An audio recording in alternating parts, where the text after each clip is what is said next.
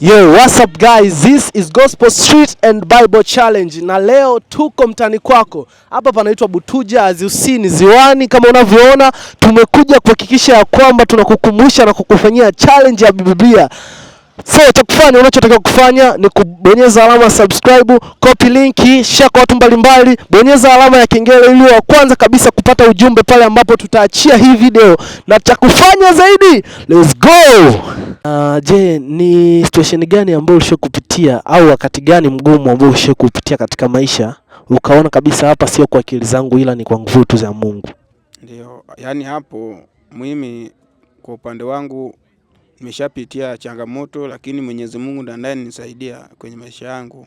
Nimewahi kuugua, lakini nilivyoanza kwenda kanisani Mungu akawa amenisaidia. Pili, nilikuwa na mambo mengi, mambo ya ujana, lakini sometimes Mungu ananivuta nenda kanisani.